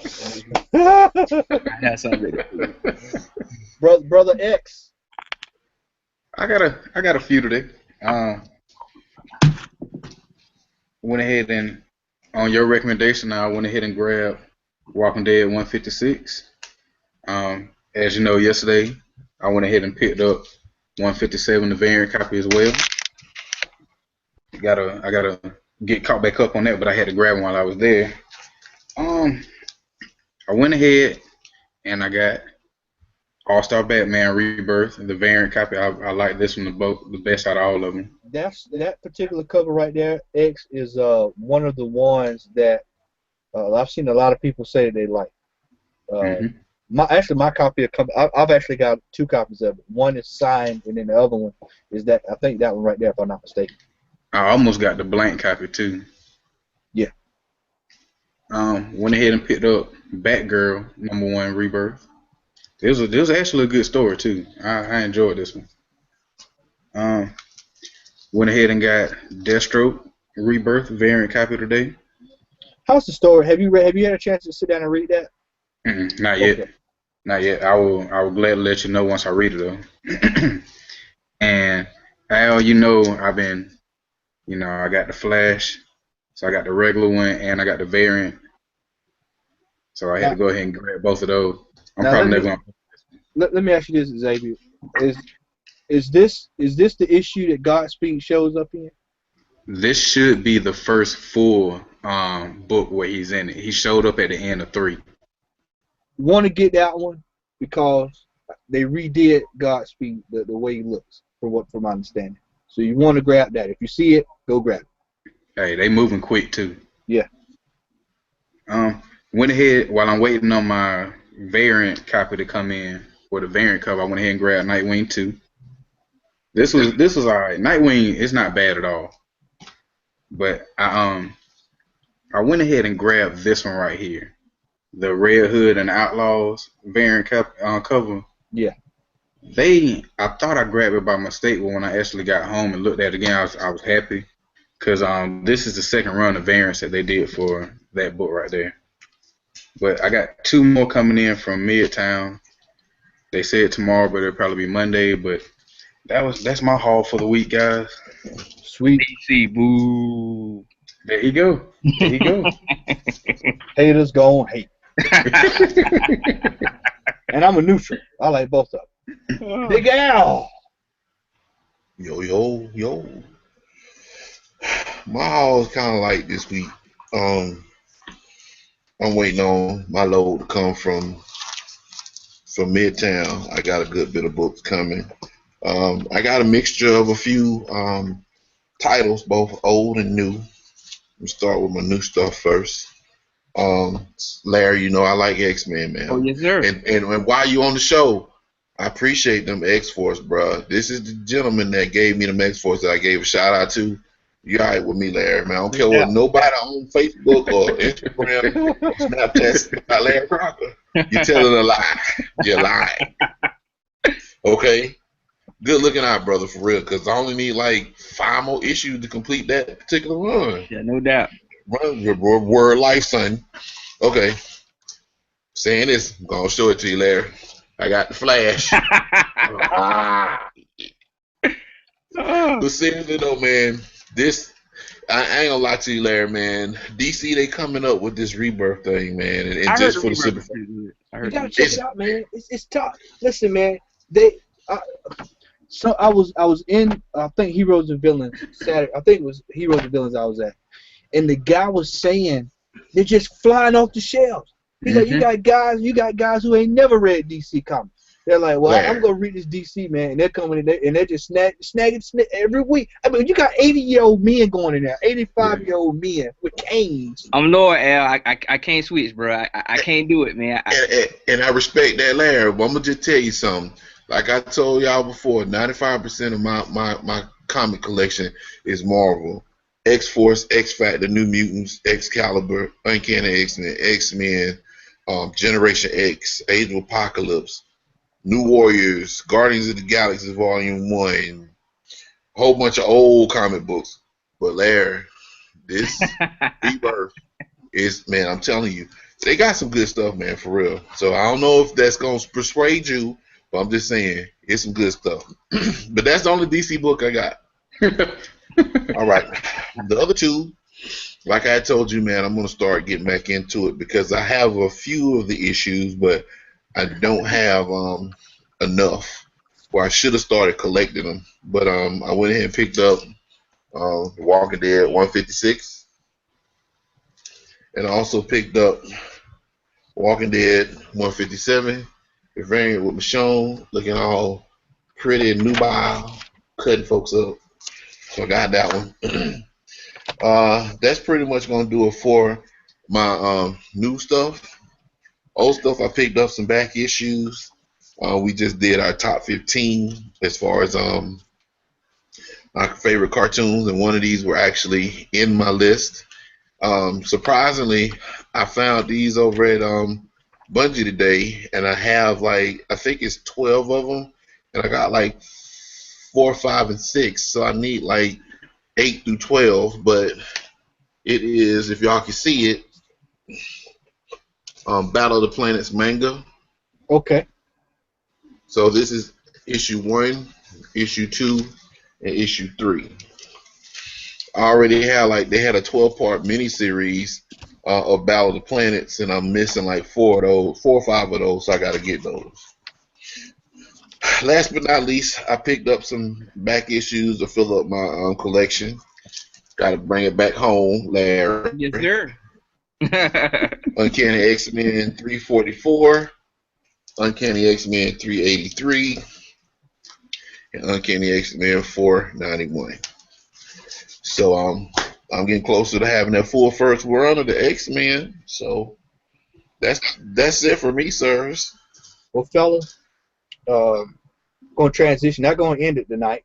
Not just yet, anyway. Going to transition, man. A little bit more speculation. These are. I've got my preview. I got my Marvel Now preview sitting here, and I'm sure if y'all can see this or not, but the upcoming Doctor Strange issues are 2 that you're gonna want to get your hands on. I know Midtown, Larry. I don't know if you ever use you ever heard of Midtown Comics? Yes, sir. Okay, that's Midtown. You go in there, preview it, order it way in advance. You definitely want to go ahead and snag that if you can. Um, Looking at Power Man, Iron Fist, new volumes here to start running out. So you want to go grab these, especially with the TV show getting ready to take off. Um, uh, Larry's gonna get pissed, but Inhumans, anything Inhumans, you better go grab it, man. I'm telling you, you better go grab it. Go grab it. Go grab it. And there was, I don't think it's in here. No, they don't have it in here. Actually, they got something else here that we talked about. Tim actually was talking about the Prowler.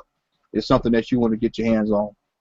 The Prowler is going to be becoming a big mover in the Marvel universe and the Spider-Man universe.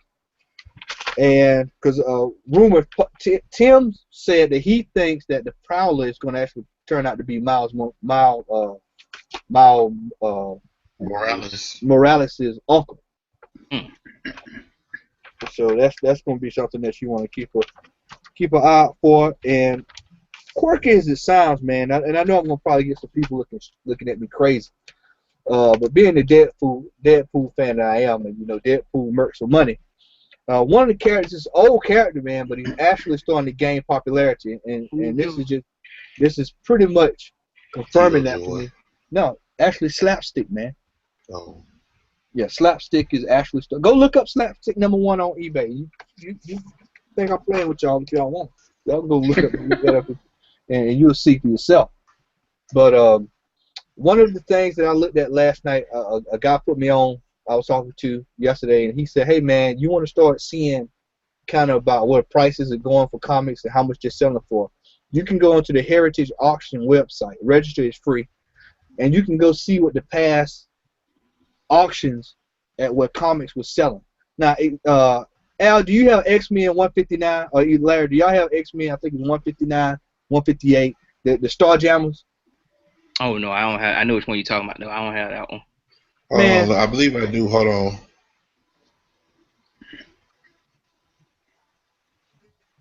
CLZ Comics out, ladies and gentlemen.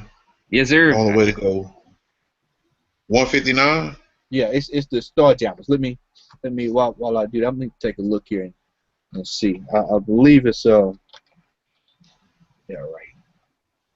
And when I tell you this, y'all are gonna flip. Let's see if it's Uncanny X-Men.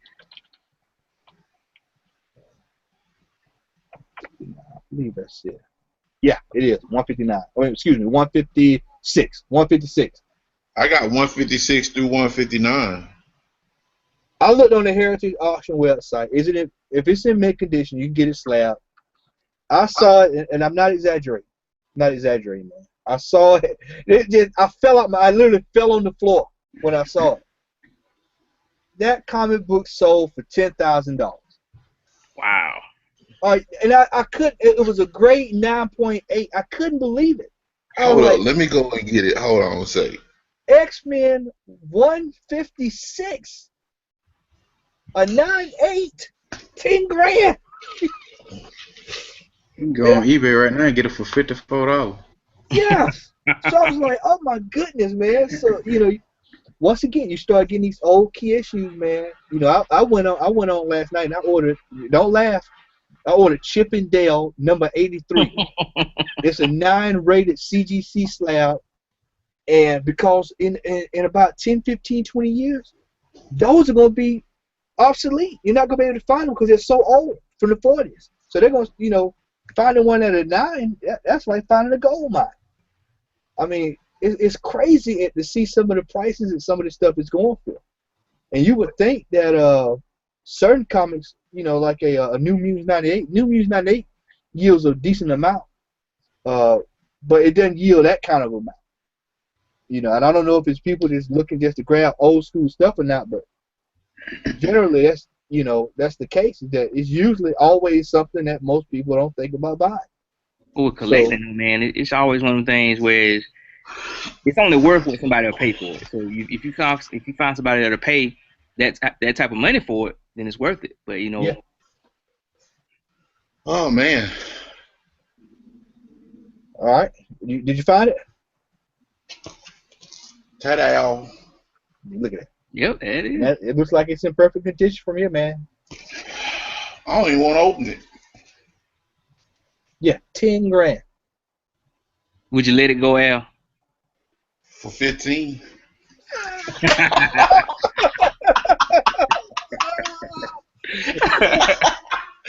But seriously though, and see, this is the thing, man. This is what I have a problem. This is what I struggle with a lot of my X-Men issues, especially the older ones. I love to collect, and I love to read.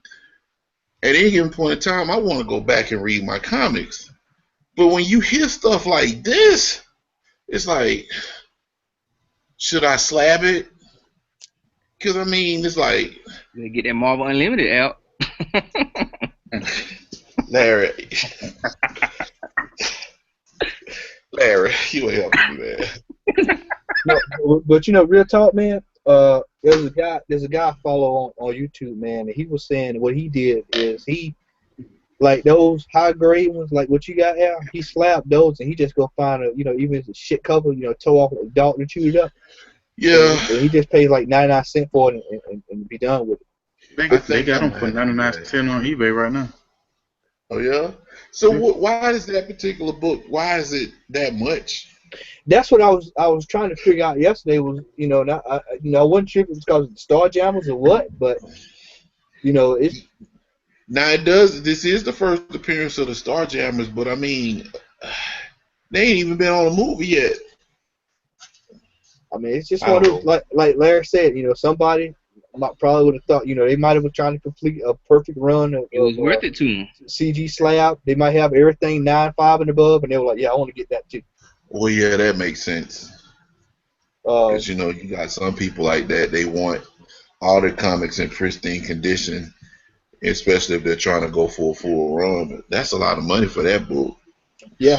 Let me throw this out there for y'all too, man. If you're looking to grab something that's gonna be unique, I'm not sure if they're still doing. I think you still donate, man. But go donate to the Vampire Hunter D. Message from Mars. Kickstarter.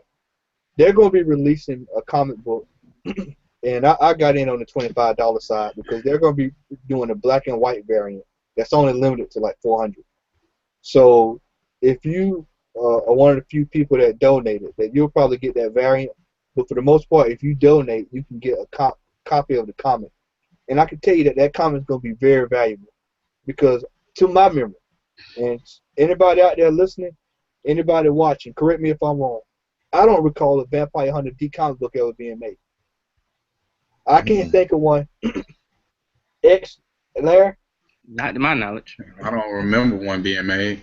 So this is going to be something this is almost, as Bill Murray would say, this is biblical, cats and dogs, type stuff. So you can definitely take a look into that. I guess we'll kind of go what we're looking to get in the near future, and we'll start with you, Al, on this one. What are you looking at, man? I know you're always talking about X-Men. Anything in particular outside X-Men that you're looking for? Actually, you know what? I'm probably gonna start working on beefing up my Walking Dead collection.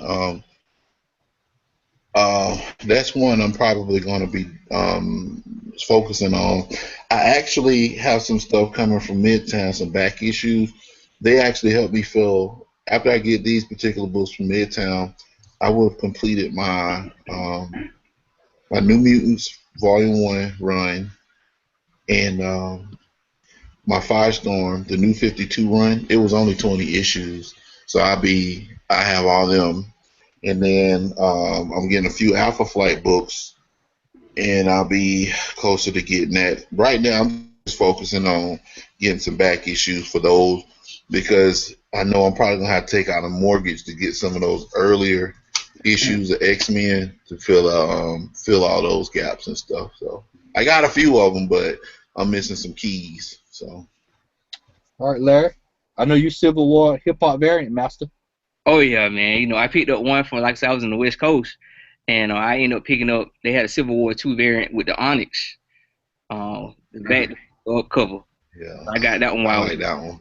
yeah, I got that one. And I had a Steve Rogers hip hop group while I was out there too. Captain America #1. But it was it's a cool little place. I saw a couple of comic spots on the West Coast, man. That was real cool. Different than what we got out here. They almost like boutiques rather than comic book stores, but they were real cool. But Larry, go ahead. Larry, do you have the Deadpool hip hop variant? The one with him standing there holding the gun, and oh man, I can't think of what number it is. But it is super hard to get, man. When I say super hard to get, man, I mean super. I want to say what's the album cover is based off of, and I can tell you. God, I want to say Eminem. Cause what I did was I went to Bungie one day, and I asked dude, I said, man, where your hip hop variants? And he said, which one? I said, all of them. And he laid them out, and I just bought them all. Damn. God, I need that kind of money. Deadpool, Wow. it's the Deadpool #2. I have to go through and look, but like I say, cause all I did was, man, I brought them home, I put them in my laws, and I just put them in a box. So the most I ever took them out was that picture I showed. Well, yeah, it's yeah. I'll while Xavier's talking, I'm gonna send this to you, man. And you tell me if you got it, because if you got this here, man, then you are rolling in the dough. All right, X, what you looking for, brother? It's only two that I'm really looking for. The first one you saw it yesterday at Comics Plus is Tales of the Teen Titans #44. Yeah. The first appearance of Nightwing. And don't laugh with X-Men #4. The first appearance of Omega Red. oh yes, sir. Man, You want that? Yeah. Huh? You want that? Sure. That's what I'm looking for. Yeah, I think I got an extra one for you if you want it. That's what's up. I got a lot of doubles. I got a lot of doubles and triples, man. That was like my favorite run ever, man. That Jim Lee run. Yeah. Mm-hmm. It's hard to beat that, man. That Chris Claremont Jim Lee run was like priceless, man. Yeah, Well, he said he ain't lying. Well, I'll tell you, man, I got quite a few, man. But right now at the top of the list, man, and I'm probably gonna have to go do another photo shoot, man. But I kind of got it circled, man, and that is the Dark Knight 1986 run from Frank Miller. I want that #1, Batman with the lightning bolt. I just absolutely love it. That is one of the most beautiful covers, Batman covers that I've seen. So that's one of the ones that I'm looking for. As far as modern, I've got, believe it or not, man, I was really intrigued by the Lost Boys comic that's getting ready to come out. So that was one that I went ahead and got. He-Man and Thundercats. I mean, it's He-Man and damn Thundercats. Yes. I mean, got that, and ordered that. Is it available for pre-order now? Oh yeah, it is. Yeah, I got my list up in front of me. Yeah, got that. Infamous Iron Man #1 is one that you want. That's the Doctor Doom Iron Man. That's the one with Doctor Doom, the Iron Man crossover. That's pretty good to look at. I was talking to Antonio yesterday, and I was telling him, once again, kind of goes back to what I was saying earlier about comics that you would get from smaller publishers, publishing houses, what have you. And one of them is called Cannibal #1. And if you get a chance, go Google that, go look for it, Cannibal #1. The cover alone tells me that that's probably going to be something that's going to catch a lot of people's eye, and the backstory and what I read in it. From just the summary of what's there, it looks like it's going to be very interesting. Moonshine #1 is another one that I think is going to be something that's worth picking up, based off of the story. It's old school mob. That's always a hit. And I pre-ordered Duck Avenger #1. I know that sounds silly, but Duck Avenger #1 is probably going to get sold out. I can almost guarantee that'll probably be off the shelf. Luke Cage, I got a feeling that with the new comic book, Luke Cage, this new run, and then the other thing is that if you watch Dexter's Laboratory, the old artist from Dexter's Laboratory is doing the artwork for the new Cage comic. Getting So the Tartakovsky. yep. So that is definitely something that I wanted to pick up, and I think that's going to do pretty good. Uh, Mosaic. Go pre-order Mosaic #1 while you can now, because that's probably going to sell out within the next couple of weeks because it's getting closer to October and people are going to start seeing it. They're doing a hip hop variant cover. I don't know what the cover is going to be, but I'm pretty sure it's going to be pretty badass. So they hadn't filmed me yet on most of those hip hop covers. For Xavier, Venom, Deadpool, Back in Black is going to be dropping in November. That's one that you want to order. And I think that is about Jessica Jones and the Wonder Woman 75th anniversary special. Jim Lee's doing the cover art for that Wonder Woman. So that's one that you want to take a look at. But for the most part, everything else that I've got in the stash is mostly DC, Larry, and and just a few Marvel spray here and there. It's kind of a little bit of all over the place, but definitely want to get that Invincible Iron Man 2 #14. Go grab it. That's the Riri Williams appearance. That's going to be a major. I'm looking. Al, I'm going to go ahead and y'all can quote me on this. We can go back and look at it. I'm going to tell you that's going to probably be about 4 prints because that's going to be flying off the shelf. So I think that's about it, man, for everything as far as I can think of as far as what I'm looking for. And that's it, fellas. I think tonight was a good night. Larry, we did our 15 top cartoons. I don't know if you can nail off your top 5. No, I saw that, man. That's why I came in after all that because I wasn't quite prepared tonight. But I said I'm gonna make an appearance, man, because hopefully I can be on from here on out. So Sweet, man. So add Larry to the stash. Antonio's got to go pull an early morning shift, so he's still on the morning shift. So hopefully we get Antonio back. Willing to probably be back next week. Benson is tending to fatherly duties, homework. So we'll get Vince back. Al is going to be back. I'll be back as usual. X will always be in the place. Thanks everybody for the feedback this past week, man. We got wonderful, encouraging words. Everyone said they enjoyed it. We enjoyed doing this. It started out just a simple comment haul. It's turned into a full-fledged weekly show. Hopefully we can get intro. If the budget allow it, we'll get intros and wrestling intros and themes. Right. And everything of that magnitude. One thing I did neglect. I was sitting here looking at my list. One thing I did neglect, and it's in the description. And I want to say this, man. And I know this is not comic related, but it burned. I had an Al Rainey moment today. I had to slide away from the computer and sit back when I saw it, and I couldn't believe what I was reading. And I reread it again just to make sure I was reading what I thought I was reading. What the hell is going on over at Electronic Arts that they think they can sell me a collector's item of Battlefield 1 without the damn game? I mean, it's absolute insanity. And it's a pop culture show, so we can talk that. I just don't understand why these companies are putting out these products. I know why, in theory. People, some idiots gonna pay the price. Man. Mm-hmm. Antonio told me today, man, that the actual collector's edition of the game, I think he said, was $191. Outraining.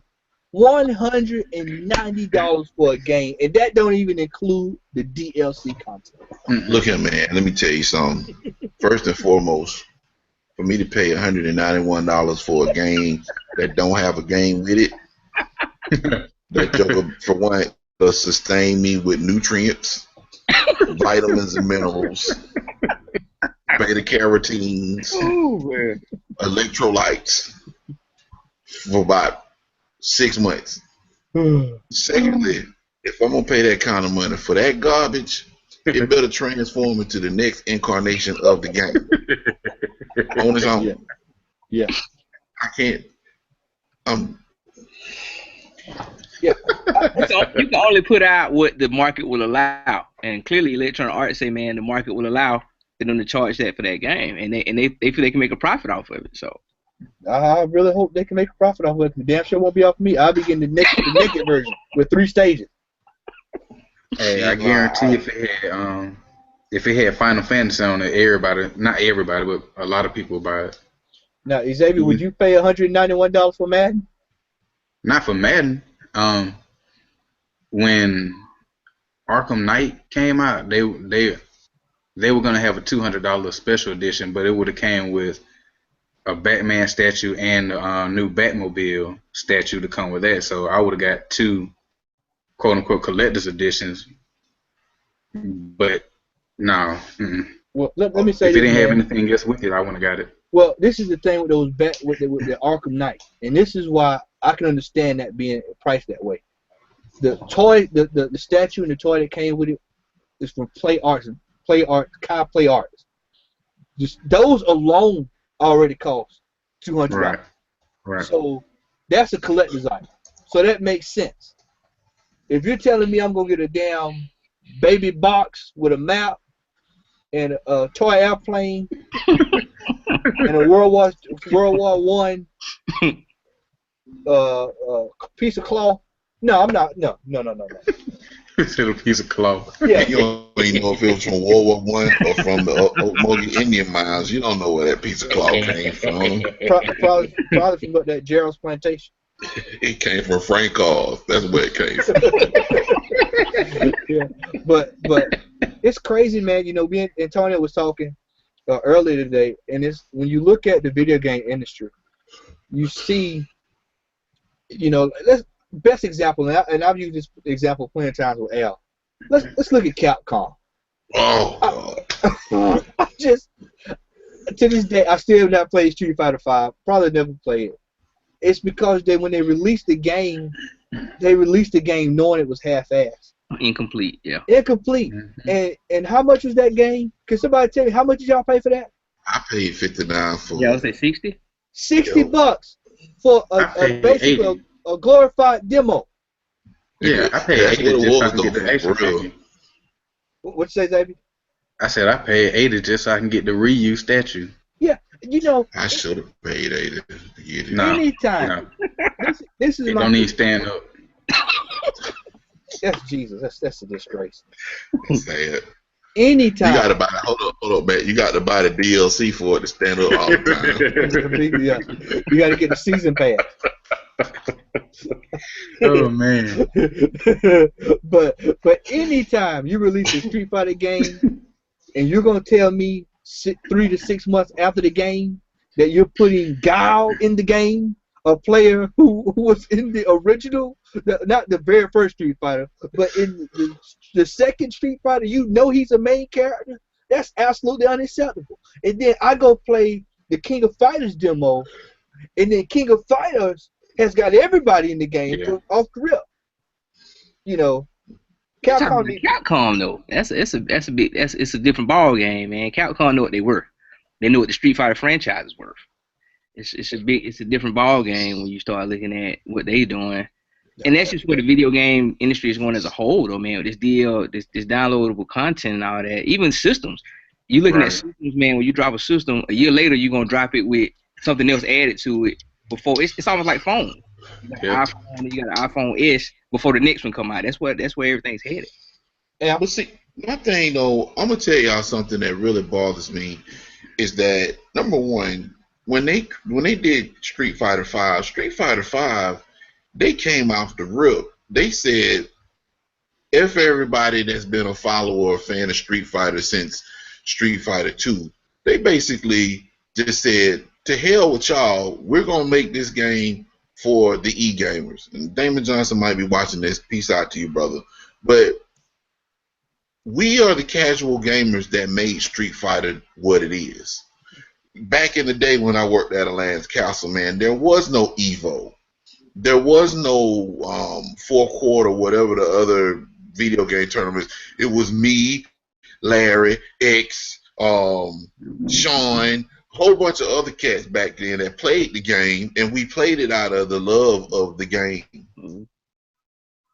You know what I'm saying? So for them to come out with a game, which I was stupid to get, it's a slap in the face. Going back to that Street Fighter Cross Tekken, that was a slap in the face. It's like, I understand the business model now, and to be honest with you, I'm gonna give you a prime example of a game that I've actually supported since I bought it. Was Killer Instinct on Xbox One. When I bought the game, I actually bought the game and I bought it used. And it came with like 10, 14 characters. And yeah, they're doing a season pass, but they give you, I feel like I've got my money's worth. Yeah, I probably paid about $70 for the game, but at the end of the day, I have a complete game. Not only that, but they're in the process of releasing additional content that's not even part of the season pass, just for the sake of people supporting that game. So I could ride with that. I cannot ride with Capcom no more. They talking about redoing Rival School. No. If they gonna use the same business model that they're doing right now with this DLC, I love Rival Schools. I have Project Justice on the Dreamcast. I will not buy a Rival Schools game. I don't care how good it looks, if they're going to use the same model that they're using in reference to this DLC. I can't do it. Now, the King of Fighters, I reserved that King of Fighters that's coming out, and I bought the collector's edition because it comes with all the characters. When you buy the collector's edition, they give you extra skins for various characters. Plus, they give you like the soundtracks for like 2 or 3 of the last King of Fighters in a tinfoil container. I can support that. I will no longer support Capcom. Anybody from Capcom watching this? Y'all ain't getting no more of my money.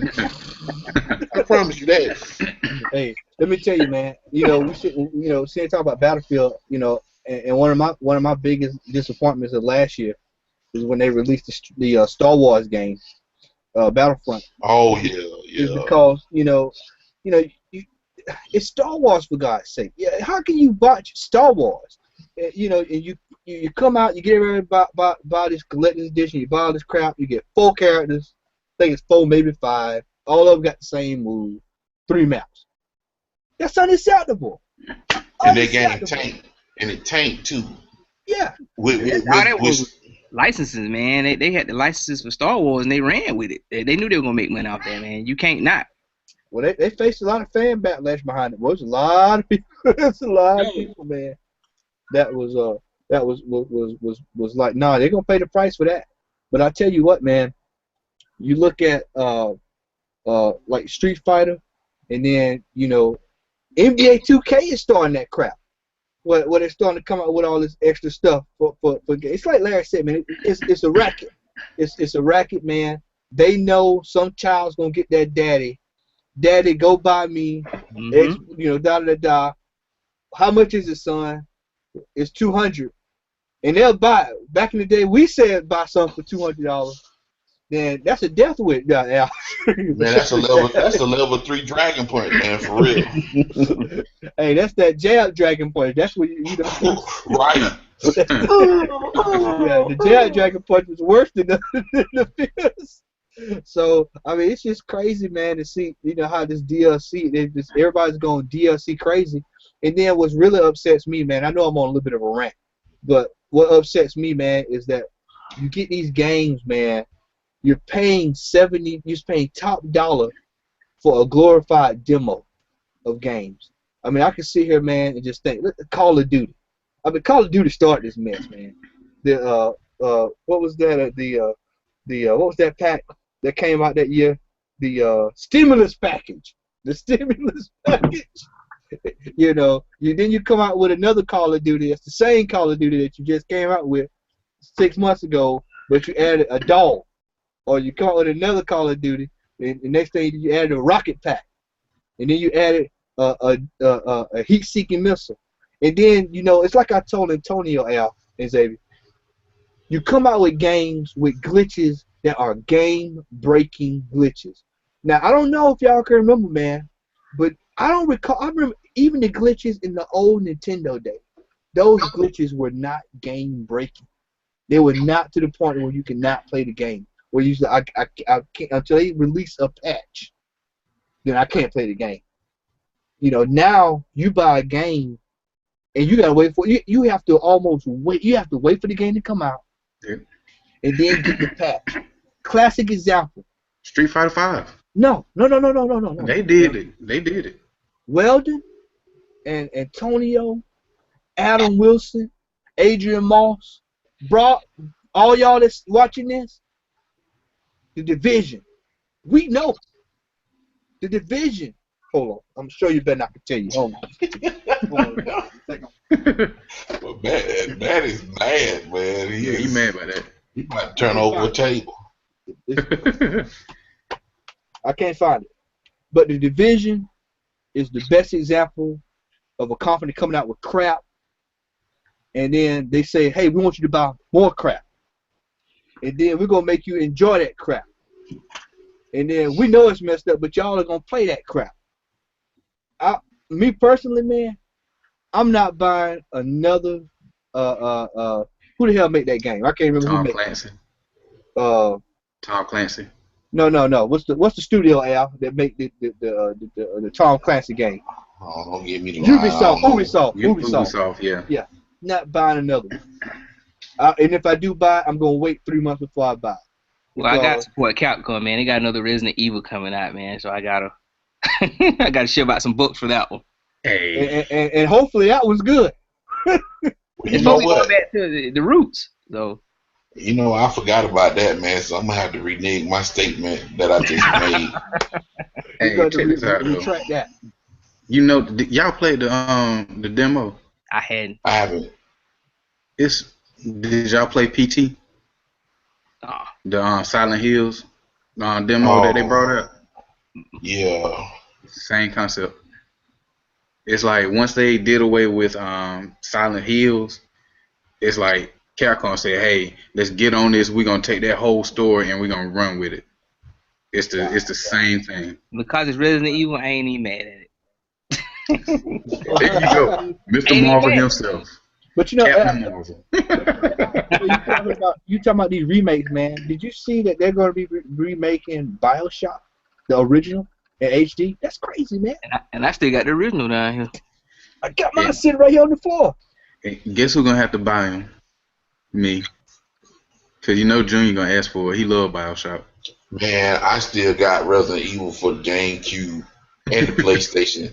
I ain't buying no more Resident Evil remakes, man. I'm sorry. I don't know, man. If they can give me a Resident Evil 2 remake like they did on the first one, I might be with it. Now, if they do a Resident Evil Code Veronica remake, I'll buy that. Gotcha. HD. Which one was that? That's the one where they had them twins. I can't remember the twins, but player was over in Antarctica somewhere. It's been a minute since I played it. I'm saying it was like part 4 or something like that. No, it was actually part. I don't know. Like Dreamcast. It was part 3, I think. It came out on the Dreamcast. It was part 4, but it didn't have 4 behind it. That's all. Right. Okay. Well, fellas, now next week, since we're talking about games, man, the list for next week, and I know this is going to be a tough one, so I'm going to go ahead and bump this to 20. And this is going to be top 20 fighting games. No. Yeah, basically, top 20 fighting games. And I'll just go ahead and tell y'all what my number 1 is right now. So I'll just get 2 through whatever. Marvel vs. Capcom 2 is my number 1. So that's anybody knows me knows that that's my number 1 game. So I invested more money in that arcade machine up there with Damn MC. I know for a fact that I put in at least $5,000 in that machine. That's when fighting games got cheap, man, with all the air juggles and all that stuff, man. Yeah, hey man. The cheesers. Right. Yeah, that is. That's a 100-hit combo. Come on, bro. But I ain't gonna lie. that's next one, man. When that game first came out on the Dreamcast, man, I worked for Bell South off of Eisenhower Parkway at the time. I took 3 days off of work, man, when that game came. I ordered it through one of them. You remember how EGM had them mail order where you could order? Babbage's didn't get it quick enough, so I had to order that sucker. What said Babbage's? Wow. When that sucker came out, man, I took 3 days off work. I took 3 days off work to play Final Fantasy. I So, did. Final well, Fantasy 7. I took a week off to play Grand Theft Auto. We need to talk about that in one of our next halls for real though. Yeah, we can talk about the crazy stuff we did for games. Yeah, I think we'll say that for next week, man. The most crazy stuff we done for like games or whatever. But I'm pretty sure everybody, I ain't mean to cut you off, but everybody that's in gaming buddies, and if they say they ain't done it, either they're not a true gamer or they're lying, has not taken some type of time or stayed up overnight to Halo. play a game. Ooh, I'm Lord. gonna Oh tell my y'all. God, Halo I'm 2? gonna tell y'all somebody in the group I talked to this a couple of years ago, man. But Adrian, I was talking to Adrian when this was Grand Theft Auto, not the recent one, but the one before. It might have been this recent one. I think it was because it's been what 3 years ago since Grand Theft Auto 5 came out. About 3 years ago. So About it was 2 that one. I saw him. I said, well, "Man, how you enjoying it?" And Adrian said, well, "Matt," he's like, "Man, my wife got on to me, man. She said you're not spending enough time with me." And I said, well, what did you do, man? He said, well, I just took the whole damn system and everything in the counter. I just brought it all into the bedroom. And Wow. so I just played when I'm in the bed with her. Wow. So I know people have gone to the extreme. Bro, I got Grand Theft Auto 5 unopened. I hadn't even opened it. Oh my God, man! So you never played it? Never played it. Oh my God! Oh man, you got hey man. Bro, my PS4, really my Xbox One is being neglected, bro. Other than 2K16, I'm waiting for 2K17 for Kobe, of course. But other than that, bro, it's been neglected. Mamba out. That's what I'm talking about, baby. Yes, sir. Lake Show. So next week, man, get your list ready. Top 20 fighting games all time. That's gonna be a hell of a list to see. So I think I know what Al's going. I know King of Fighters is gonna be a sprinkle all over that. Actually, Bloodstorm gonna be my number one. So Fighters Destiny. Yup. They had that game at Walmart over on Pine Owner, man. Oh man, that's the Vendetta. The Vendetta Walmart. That's what I'm talking about. Oh my goodness. Well, fellas, man, it's been a great show tonight, man. I've had a blast. Larry, excellent, man. Glad to have you in, man. I'm so excited when you Appreciate y'all popped inviting in. me, man. Appreciate it. Yeah, man. X, always good to see you, brother. Al, everybody, man. Antonio, Weldon, Vince, we missed you, man. Hopefully we can get y'all boys back next week, man. We have a full round table. Until then, may the force be with you. Peace.